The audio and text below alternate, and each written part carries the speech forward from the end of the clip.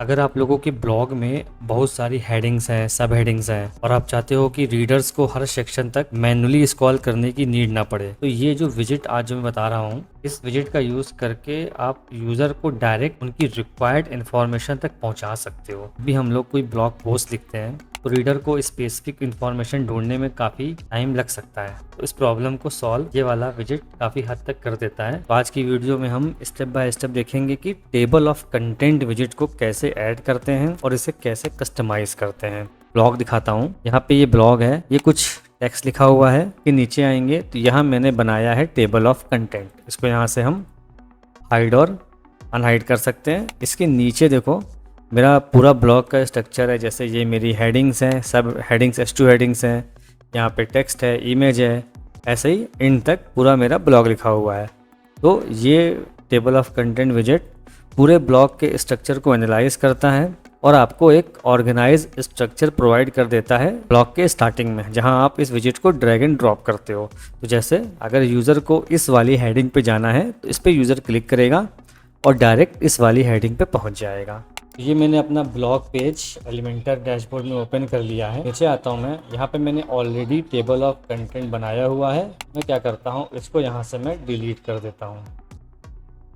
फिर इसके बाद ये टेबल ऑफ कंटेंट हमें यहाँ पे प्रो सेक्शन में मिलता है। ये वाला विजिट है, इसको हमें यूज़ करना है। मैं इसको सिंपली यहाँ से ड्रैग और ड्रॉप यहाँ पे कर दूँगा।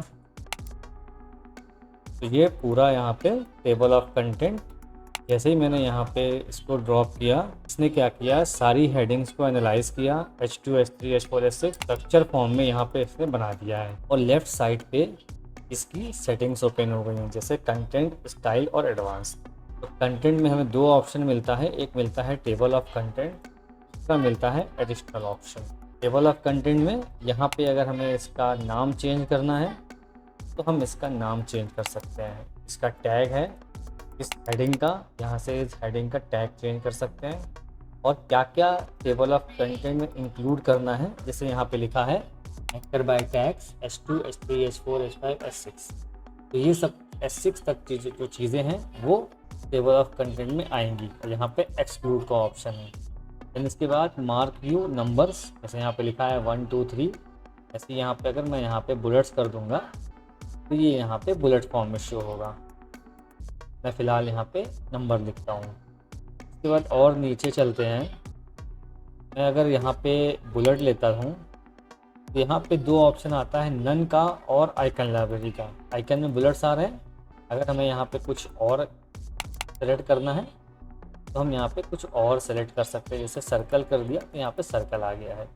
अगर हमें कोई आइकन नहीं लगाना है यहाँ पे हम नन कर देंगे। ये इतनी सी सेटिंग से टेबल ऑफ कंटेंट में। इसके नीचे ऑप्शन होता है एडिशनल ऑप्शन का। अगर हमें वर्ड को रैप करना है तो हम यहाँ से यस कर सकते हैं, और यहाँ से अगर बॉक्स को अगर मिनिमाइज करना है तो यहाँ से इसको हम यूज़ कर सकते हैं। बाकी यहाँ पे देखिए एक्सपेंड आइकन, कोलैप्स आइकन और मिनिमाइज ऑन।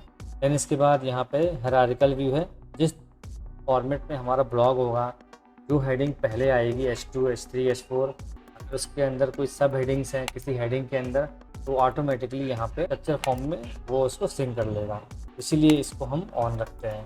इसके बाद कोलैप्स सब आइटम्स, इसका मतलब ये है कि जो हमारी सब हेडिंग्स थी यहाँ पे, जैसे ये सिंपल डेफिनेशन, ये हमारी सब हेडिंग्स थी, H3 हेडिंग्स थी, यहाँ पे नो है। अगर हम इसको ऑफ कर देंगे तो ये सिर्फ और सिर्फ हमें H2 हेडिंग ही शो करेगा।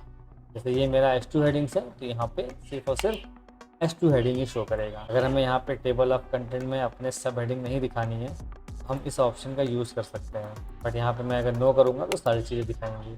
अब देन इसके बाद थोड़ा सा ये वेल स्ट्रक्चर नहीं है तो इसकी सेटिंग्स यहाँ पे होती है। इसके स्टाइल्स की सबसे पहले आता है हमारा बॉक्स का सेटिंग। इसका बैकग्राउंड कलर हम यहाँ से इजीली चेंज कर सकते हैं। ये हमने इसका बैकग्राउंड कलर यहाँ से हम चेंज कर सकते हैं। ये काफ़ी डार्क हो गया है, थोड़ा सा लाइट कर देता हूँ इसको मैं।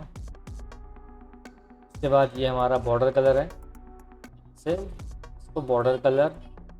देन इसके बाद नीचे यहाँ पे बॉर्डर की विड्थ है। अगर हमें बॉर्डर की विड्थ इंक्रीज़ करनी है तो अगर ज़्यादा करेंगे तो अच्छा नहीं दिखेगा। फिलहाल इसको हम 1 सेट कर देते हैं। इसके बाद ये हमारी बॉर्डर की रेडियस है, यहाँ से हम रेडियस को कंट्रोल कर सकते हैं। देन इसके बाद ये वाला ऑप्शन है सेपरेटर विथ का। सेपरेटर क्या है, ये जो टेबल ऑफ कंटेंट के नीचे एक लाइन दिख रही है आपको, ये इसका सेपरेटर की विड्थ है। यहाँ से हम सेपरेटर की विड्थ को कंट्रोल कर सकते हैं। बाकी अगर हमें पैडिंग यूज़ करना है तो पैडिंग है, और ये इसकी मिनिमम हाइट है। यहाँ पे बॉक्स शेडो इनेबल कर सकते हैं, ये बॉक्स शेडो इनेबल हो गया। और आगे चलते हैं, यहाँ पे हेडर है। अभी देखो हेडर का जो टेक्स्ट है वो काफ़ी सही नहीं है, तो इसको हम यहाँ से अलाइन कर सकते हैं। इसका बैकग्राउंड कलर वाइट, मैंने ये चूज़ कर लिया है, और टेक्स्ट कलर वाइट है। इसकी टाइपोग्राफी को मैं यहाँ पे 30 कर देता हूँ। अब ठीक है, बाकी सेम चीज़ें हैं, फॉन्ट, वेट, ट्रांसफॉर्म स्टाइल, यहाँ से हम सेलेक्ट कर सकते हैं। बाकी इसके बाद icon colour, icon position, icon colour है, गैप है, यहाँ पे यहाँ से गैप है।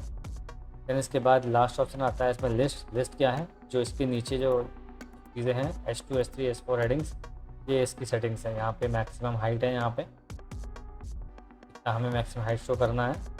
बाकी यहाँ पे स्क्रॉल का ऑप्शन आ जाएगा, यहाँ पे हमें तो इसकी हाइट का ऑप्शन है, और इसकी टाइपोग्राफी को हम यहाँ से कंट्रोल कर सकते हैं।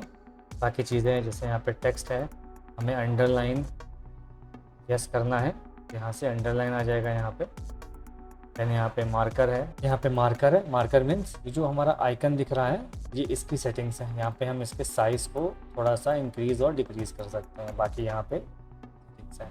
तो ये एक सिंपल सी चीज़ थी जो हम अपने ब्लॉग में बहुत ईजिली यूज़ कर सकते हैं स्टार्टिंग में, टेबल ऑफ कंटेंट के लिए, कि यूज़र एक्सपीरियंस के लिए काफ़ी अच्छा होता है।